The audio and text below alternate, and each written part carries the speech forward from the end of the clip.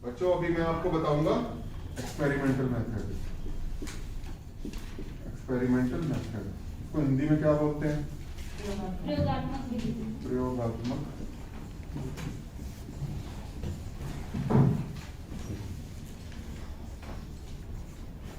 जैसा कि आप सभी को पता है कि मनोविज्ञान क्या है।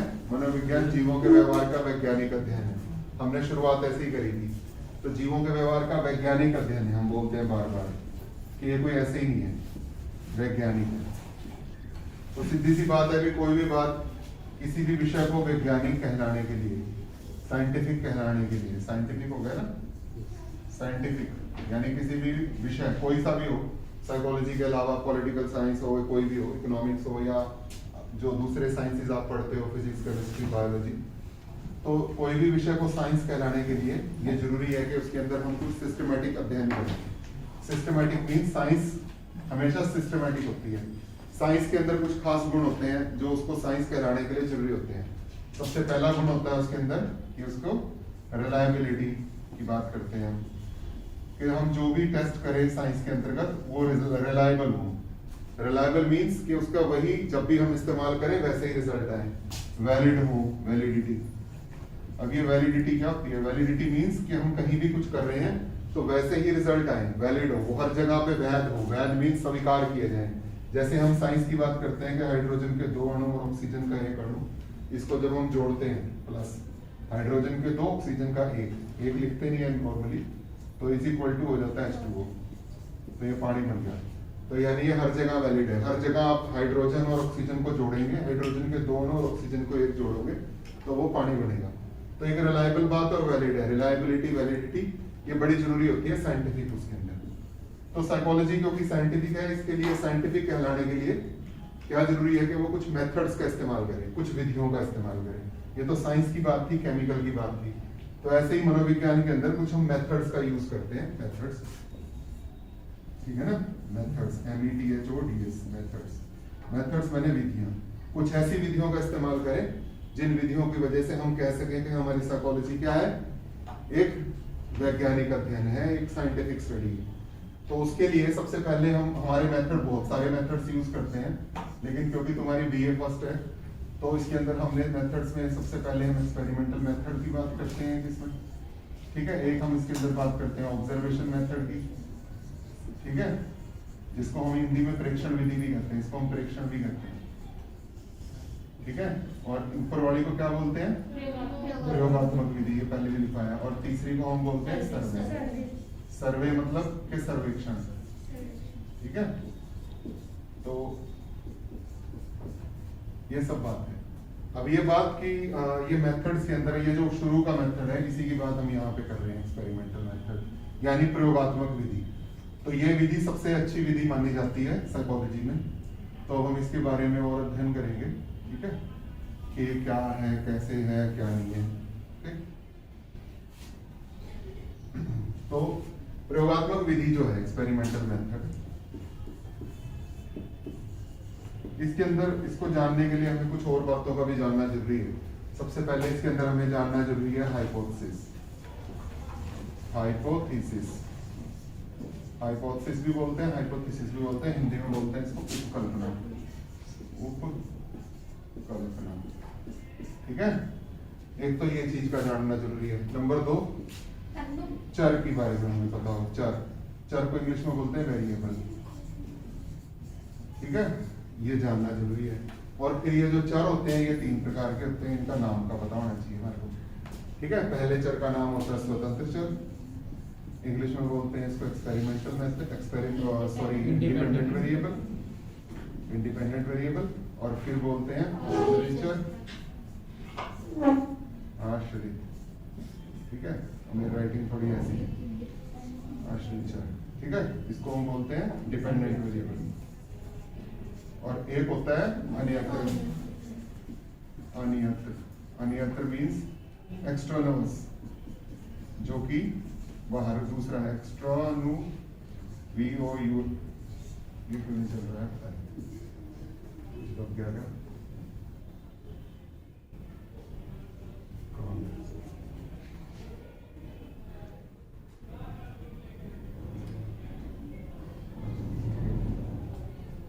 कुछ टच हो गया होगा। तो वो जो चरों की बात मैं कर रहा था वो क्या थे, पता नहीं किधर गया। तो पहले की बात क्या थी, हमें जानना था हाइपोथेसिस, ठीक है, हाइपोथेसिस। और एक बात और थी इससे पहले जो आपको समझनी चाहिए, एक्सपेरिमेंटल मेथड में, एक्सपेरिमेंटल मेथड की इतनी सारी बातें बता रहे थे ना, तो इसमें दो चीजें और होती हैं। एक तो जो एक्सपेरिमेंट करने वाला होता है उसको हम बोलते हैं एक्सपेरिमेंटर,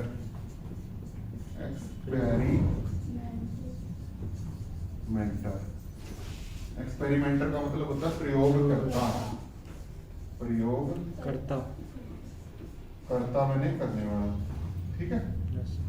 अच्छा, और जिसके ऊपर प्रयोग हो रहा होता है उसको हम बोलते हैं सब्जेक्ट, सब्जेक्ट मतलब प्रयोज्य, समझ रहे हो? Yes. अब ये बात तुम्हें पता चल गया, एक्सपेरिमेंटल मेथड में दो लोग होते हैं, एक तो करने वाला होता है और जिसके ऊपर हो रहा होता है। जो करने वाला होता है उसको हम बोलते हैं एक्सपेरिमेंटर या प्रयोगकर्ता, और जिसके ऊपर हो रहा होता है उसको हम बोलते हैं प्रयोज्य। ये बात हमें पता चल गई। अब दूसरी बात में हमने यहाँ बात करी थी हाइपोथेसिस, इसको हम बोलते हैं उपकल्पना।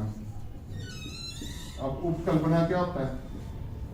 उपकल्पना होती है किसी भी उसको करने से पहले हम क्या करते हैं, प्रयोगकर्ता क्या करता है, कोई भी प्रयोग करने से पहले अपने मस्तिष्क में, अपने दिमाग में ये सोचता है कि मेरे को क्या करना है।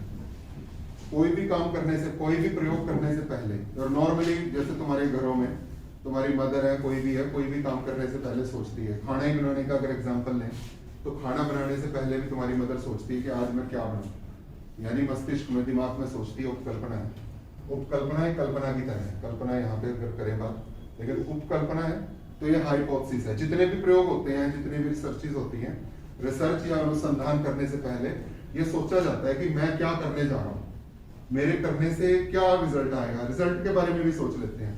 उपकल्पना मीन्स कि किसी भी काम को, किसी भी प्रयोग को करने से पहले उसके बारे में, उसके रिजल्ट्स के बारे में सोचना कि मैं ऐसा करूंगा तो ये हो जाएगा, मैं ऐसे करूंगी तो वो हो जाएगा, ठीक है। तो पहले ही रिसर्चर सोच लेता, तो उसको बोलते हैं हाइपोथेसिस। समझ गया? अब ये हाइपोथेसिस के बाद, ये बात क्लियर है, किसी को कोई वो तो नहीं इशू? अब बात आई थी दूसरी, वो था चर, जिसको इंग्लिश में बोला था वेरिएबल। देखो इसके शब्द से पता चल रहा है वेरिएबल, वेरी माने जो वेरी करे, और समर्थ। हिंदी मेरी थोड़ी ऐसी है तो ये ना सोचना कि मैं गलत मुंह जोड़ लिख रहा हूँ, चलो ऐसी सी है हिंदी, ठीक है। समर्थ, समर्थ माने एबल, कोई काम करने के लायक। वेरी मतलब जो बदलाव वाला, बदलाव के लायक, इसका अर्थ बनता है ऊपर से इसके नाम से ही, वेरी एबल, वेरी करने का एबल। जैसे बोलते हैं डिसएबल, कोई काम ना कर सके उसे बोलेंगे हम डिसएबल। डिस मतलब जो कोई काम नहीं कर सकता, एबल मैंने समर्थ, यानी कोई काम करने के काबिल नहीं होता तो उसको बोलते हैं डिसएबल। समझ रहे हो? तो ऐसे ही वेरिएबल, वेरिएबल मींस कि जो वेरी करे, ठीक है। इसलिए चर के बारे में मैंने आपको हिंदी में बताया था। तो चर की क्या डेफिनेशन बनती है? चर कोई घटना या अवस्था है जो मात्रात्मक रूप से बदलती है और जिसे हम माप सकते हैं। जो मात्रात्मक रूप से, मात्रात्मक रूप क्या होता है? किसी भी चीज के दो रूप हो सकते हैं, मात्रात्मक और गुणात्मक, ठीक है। मात्रात्मक क्या होता है? जैसे टमाटर है, सड़े हुए टमाटर, 50 किलो टमाटर, ठीक है, और उसमें 25 किलो या 30 किलो की बात करें, 30 किलो जो टमाटर हैं वो सड़े हुए हैं, और जो बाकी कितने रहेंगे, 20 किलो जो टमाटर हैं वो अच्छे हैं, जो गुड है, और ये अच्छे नहीं है, बैड है, या जो भी कह लो, खराब है। तो हम क्या बोलेंगे कि कौन से टमाटर मात्रात्मक रूप से कौन से ज्यादा है? जो खराब टमाटर हैं, सड़े हुए टमाटर हैं, वो मात्रात्मक रूप से ज्यादा है। गुणात्मक रूप से क्या है? जो 20 है वो गुणात्मक रूप से ज्यादा है। तो गुणात्मक और मात्रात्मक। तो हमने बात करी वेरिएबल, यानी चर क्या है? चर is an event, variable is an event और एपिसोड कोई घटना या अवस्था है जो चेंज होती है, जो मात्रात्मक रूप से बदलती है, जिसकी मात्रा कम या ज्यादा हो जाती है। मात्रात्मक रूप से बदलने का मतलब है जिसकी मात्रा बढ़ जाए या घट जाए, समझ रहे हो? मात्रात्मक रूप से बदलती है और जिसे मापा जा सकता है, विच कैन बी मेजर्ड, जिसको हम माप सकते हैं, माप नहीं सकते, ये 10 किलो हो गए 20 किलो माप रहे हैं ना, तो वो चर होता है। चर की क्लियर होगी तुम्हारे को? अब चर जो होते हैं, चर को हमने बोला था कि 3 प्रकार के होते हैं। एक होता है स्वतंत्र चर। अब स्वतंत्र चर कौन सा चर होता है, ये बड़ा ही इंपॉर्टेंट बात है जो कि समझने की है कि स्वतंत्र चर क्या होता है। हाँ, यू ले लें, कहाँ से लें? यहाँ से, नीचे से नीचे से, ऊपर से। जहाँ ये तो यहाँ है। वो छोटा फाइल जैसा छपाया था, इससे आगे कट देगी ना, तो हाँ यहाँ। ठीक है। अब ये दूसरी बात आती है क्या, ये इंडिपेंडेंट वेरिएबल। ठीक है। अब वो चर तो पता चल गया क्या होता है। चर होता है कोई घटना या अवस्था जो मात्रात्मक रूप से बदलती है और जिसे माप सकते हैं। अब चर जो है 3 प्रकार के होते हैं। तो सबसे पहला चर जो है जिसको हम बोलते हैं इंडिपेंडेंट वेरिएबल। इंडिपेंडेंट वेरिएबल यानी स्वतंत्र चर। अब ये बड़ा ध्यान से बात करने की है। तो ये स्वतंत्र चर क्या होता है? स्वतंत्र चर क्या होता है? स्वतंत्र चर वह चर है जिसे कोई प्रयोगकर्ता किसी प्रयोग में घटाता या बढ़ाता है। ये ध्यान से बात समझ लेंगे। स्वतंत्र चर कौन सा चर है? वह चर है जो प्रयोगकर्ता, ये चर के बारे में बता रहे हैं जो प्रयोगकर्ता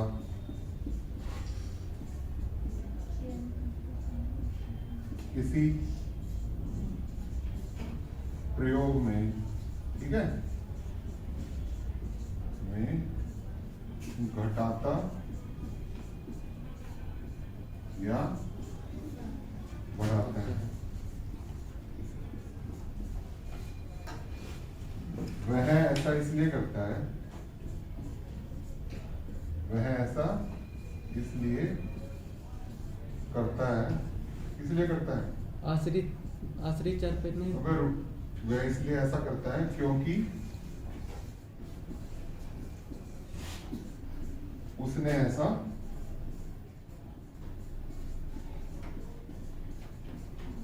उपकल्पना में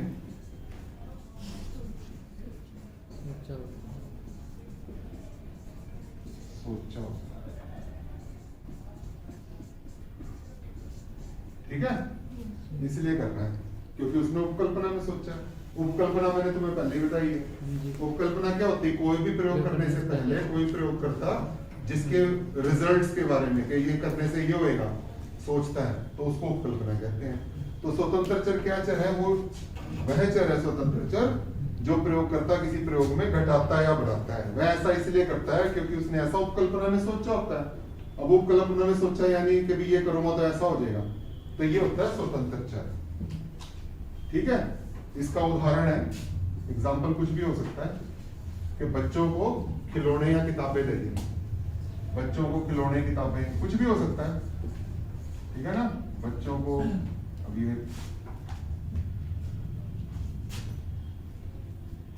एग्जाम्पल इसका कुछ भी हो सकता है। मान लो बुक्स हैं,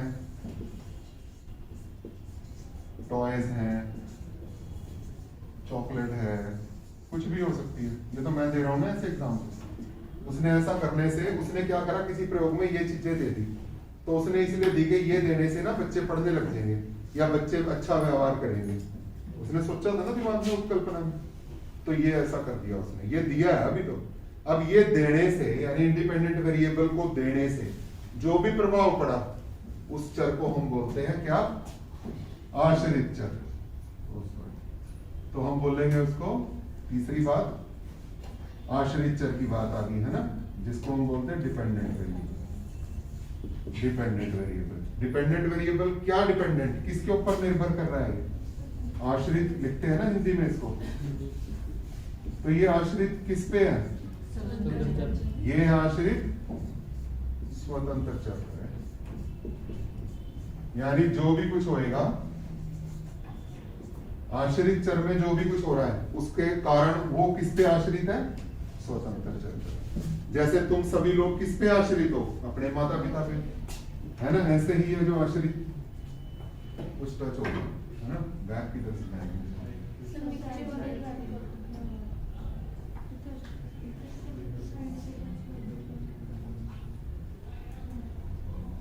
ठीक है, तो ये किस पे कर रहा है, कि क्लियर है आश्रित चर। अब आश्रित चर क्या होता है अगर हम लिखेंगे तो हम वही बात लिख देंगे, आश्रित चर वह चर होता है जो कि स्वतंत्र चर पे, अगर वो वह चर होता है जो स्वतंत्र चर पर निर्भर करता है, अर्थात प्रयोगकर्ता के द्वारा कोई भी चीज को घटाने या बढ़ाने पर जो घटता या बढ़ता है। समझ रहे हो? हम पहली बात तो एक लिखेंगे कि स्वतंत्र चर वह चर होता है जो कि आश्रित चर वह चर होता है जो कि स्वतंत्र चर पर निर्भर करता है। सबसे फर्स्ट बात, which depends on independent variable, means अर्थात वह जो किसी स्वतंत्र चर में कोई भी घटाव बढ़ाव होने से खुद घटता बढ़ता है, वो आश्रित चर होता है। पता लग गया आश्रित चर क्या होता है गीता आपको?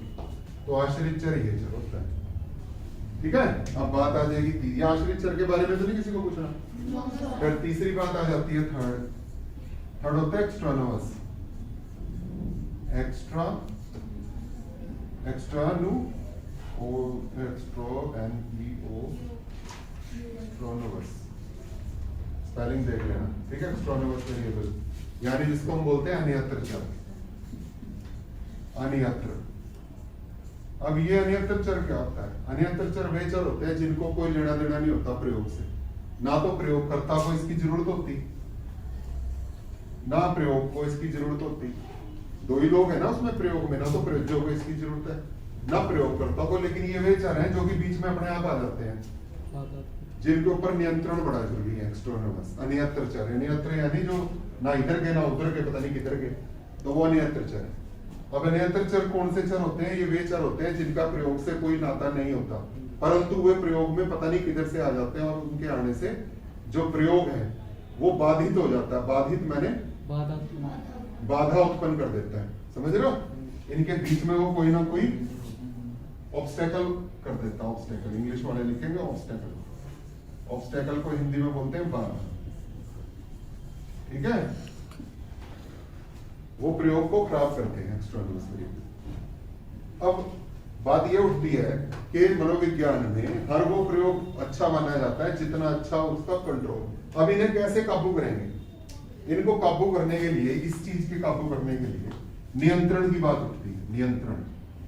अब हम बात करेंगे कंट्रोल की। ये कंट्रोल क्यों कर रहे हैं हम? कंट्रोल मतलब नियंत्रण, ठीक है। अब नियंत्रण किसका नियंत्रण? नियंत्रण अन्यत्र चरों का, अन्यत्र चर का नियंत्रण, ठीक है। तो अन्यत्र चर का नियंत्रण है, तो अन्यत्र चर का नियंत्रण में क्या करेंगे हम? हमें कंट्रोल करना है। तो कंट्रोल करने के लिए पता चल गया अगर क्वेश्चन ये आए कि हम किसे क्यों कर रहे हैं कंट्रोल। हम कंट्रोल इसलिए कर रहे हैं किसी भी प्रयोग में, नियंत्रण इसलिए कर रहे हैं ताकि क्या हो, वो प्रयोग अच्छा हो।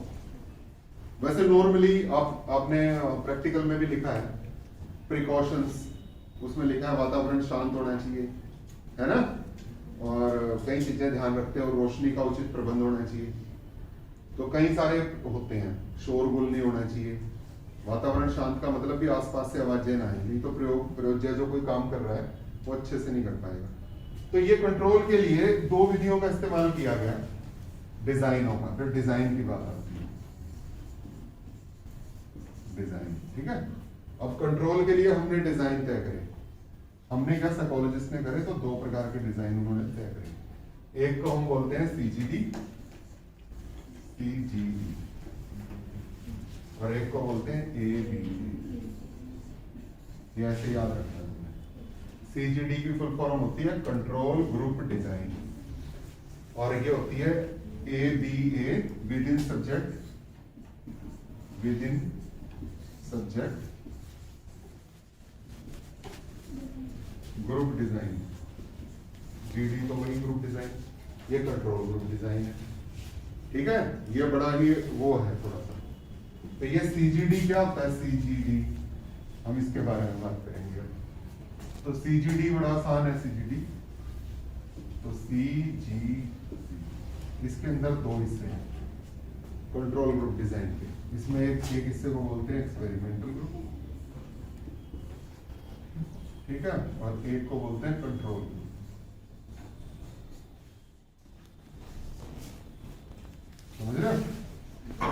अब क्या करते हैं प्रयोगकर्ता, कोई भी प्रयोग करता है कंट्रोल करने के लिए कि यानी अंतरचर बीच में ना आ जाए, तो वो ये बड़ा मेथड अपना देता है।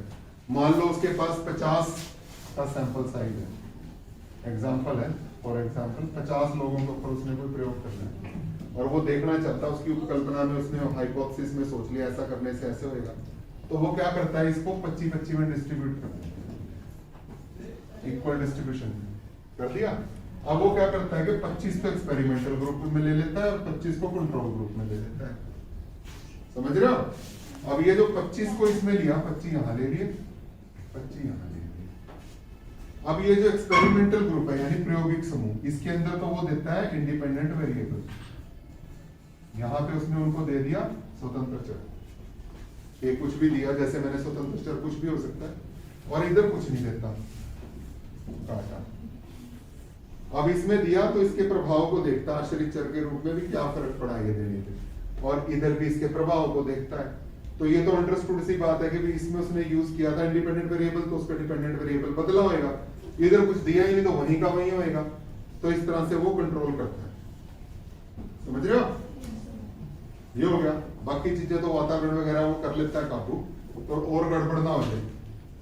दूसरा क्या करता है कि वो 50 लोग जो है इनको भी रैंडम सैंपलिंग करता है। सैंपलिंग क्या होती है, सैंपलिंग, एक वर्ड आता है सैंपल।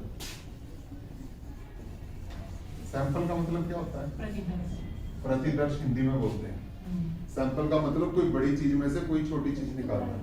लेकिन अब ये 50 है तो कभी गड़बड़ ना हो जाए कि वो एक जैसे हैं, कभी ये ना हो जाए कि 50 होशियार एक तरफ चले गए, नालायक एक तरफ हो गए, तो वो सारे को सिंक्रोनाइज करके रैंडम सैंपलिंग बोलते हैं इसको। एक टेक्निक होती है सैंपल में, रैंडम सैंपलिंग, ठीक है। रैंडम सैंपलिंग का मतलब होता है कि आपने सारों को मिक्स करा और ऐसे ही निकाल दिया। रैंडम मैंने उसका कोई का हिसाब नहीं है, जैसे लॉटरी के निकालते हैं ना, कट्ठी लॉटरी किसी डब्बे में डाली, ऐसे से हिला ली और उसमें से 50 अलग कर ली, तो रैंडम मैंने कोई हिसाब नहीं किसका क्या है, तो ऐसे वो रैंडम सैंपलिंग से इसको अलग अलग कर देता है और ऐसे कर देता है। ये समझ गए तुम?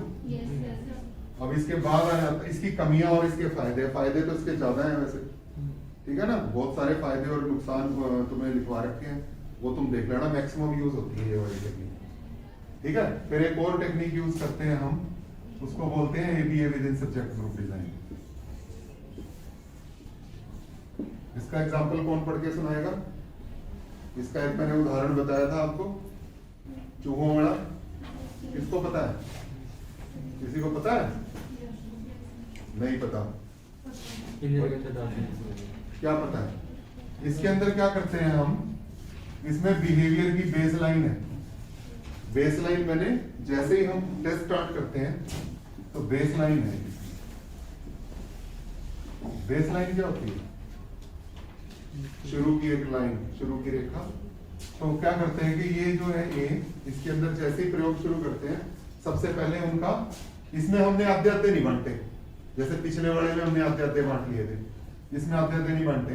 इसमें क्या करते हैं, हमने सारों को इकट्ठा ले लिया, लेकिन ए में, ए के अंतर्गत क्या करा हमने, बिना इंडिपेंडेंट वेरिएबल दिए उनका व्यवहार का मापन कर लिया,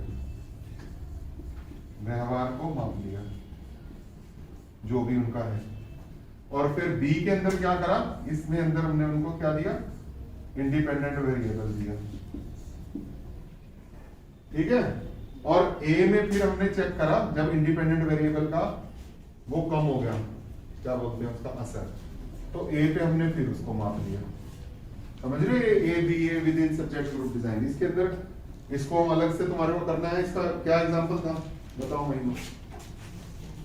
पहले 7 चूहों को लिया जाता है, इसके अंदर हमने कितने चूहे लिए? 7 रैट्स ले लिए। फिर क्या करा? फिर पहले चूहे को खाना कम करके उन्हें पूर्ण रूप से भूखा कर दिया। पहले भूखा कर दिया, तो एक एक करके करा इन्होंने, उनको ट्रेनिंग दी। ऐसे है, वो थोड़ा लंबा प्रोसेस है, तो अगर जब तुम इसकी वो पढ़ोगे ना तो तुम्हें पता चल जाएगा। मेन प्रॉब्लम इसकी ABA with in subject group design की है कि बड़ा लंबा प्रोसेस से रहता है। जैसे हम चूहों के एग्जांपल से करें तो इन्होंने कहा कि 7 चूहे ले लिए हमने, फिर एक एक चूहे को हमने भूखा करा, सबसे पहले मार्किंग कर ली उस पर, ये ना होगा दोबारा फिर उसी को ही भूखा कर दिया। सबसे पहले चूहे के ऊपर हमने स्केच पेन से 1 2 3 4 5 6 7 लिख लिया, ये 1 नंबर चूहा है, 2 नंबर चूहा, 3 नंबर, ऐसा हो सकता है ना Yes, sir. कि वो चूहा भी भूखा करा था, फिर दोबारा इतने वो मर ही गया, ऐसे से मुंह करके पड़ गया। तो हमने उनके नंबर लगा दिए 1 2 3 4 5 6 7। अब 1 नंबर चूहे को लिया, हमने उसको भूखा कर दिया, है ना। फिर क्या करा भूखा करके? फिर पूर्ण रूप से भूखे हो गए तो उन्हें अलग अलग से पिंजरे में डाल दिया। फिर इन्होंने अलग अलग पिंजरों में डाल दिया, फिर 7 पिंजरे हो गए। पिंजरे में पहले से एक ही लीवर इस प्रकार से रखा गया कि उस लीवर के दबते ही ऊपर की कुछ खानों की वस्तु गिरती थी। कुछ इस प्रकार से एक बार दबाने पर एक बार वस्तु गिरती। अब उन चूहों की एक एक करके उन्हें पिंजरे में डाल दिया गया। मतलब पिंजरों में तो उनको डाल दिया, पिंजरे में एक लीवर लगा हुआ था, किल्ली सी थी, उसको वो टच करते थे तो फिर दाना गिर जाता था, ठीक है ना। अब वो भूखे थे तो भूखों ने इधर उधर छाड़े छुड़े मारने शुरू करी, गलती से दब गया, ठीक है। तो फिर गलती से जैसे ही दबा तो फिर धीरे धीरे उन सबको पता चल गया कि क्योंकि ये दबाने से कुछ कणक के दाने गिरते हैं और सबको लर्निंग होगी, सबको याद हो गया, ठीक है ना। क्या याद हो गया कि इसको दबाने से ये गिरता है। तो जब सबको लर्निंग होगी तो वहां से फिर एक्सपेरिमेंट स्टार्ट किया इन्होंने, यानी वहां तक हमने इनको ट्रेनिंग दे दी, वहां पे आके सारे बराबर हो गए एक जगह आके। तो जब सारे बराबर हो गए तो अब हमने वहां पे फिर क्या करा आगे? फिर भूखे चूहे ने भूख की वजह से हड़बड़ा वो तो सीख लिया उसने, उसको आ भी गया लीवर दबाना। फिर आगे उसका पंजा शरीर का कोई हिस्सा वो तो हो गया, उससे आगे क्या हुआ? उसके बाद भी इंजेक्शन भी तो लगाया था उसके। तो जो इंजेक्शन लगाया वो क्या है? इंडिपेंडेंट वेरिएबल है, बी के अंदर होएगा। ए में हमने उसे ट्रेनिंग दे दी, बी के अंदर हमने उसके क्या करा, एक एक को टिक्का लगाना शुरू करा, और वो भी इस हिसाब से लगाया वेटरनरी डॉक्टर से पूछ के, यानी कि इतना लगा दिया गया वो वहीं पे इकट्ठा हो गया, ऐसा भी नहीं करा हमने। और फिर उस इंडिपेंडेंट वेरिएबल देने के बाद फिर उस पिंजरे में छोड़ा और चेक किया कि अब ये कितनी बार दबा रहा है हर एक चूहे को इंजेक्शन देके, ठीक है। और जब उसने फिर उसके चेक कर लिया हमने कितनी बार है, पहली बार में जब सबको ट्रेनिंग दी हमने चेक कर लिया, दूसरी बार में जब टिक्का लगा लगा के उसको छोड़ा हर एक को, तो हर एक का चेक कर लिया। अभी नशे के उसमें इसने 4 बार करा के 6 बार करा, हर एक की लिस्टें बना ली, समझ रहे हो। फिर उसके बाद जब नशे का वो कम हो गया उनको, ऐसा दूसरे तीसरे दिन जब नशा कम हो गया फिर उनको उसी में छोड़ा कि फिर कितना हो गया, ठीक है।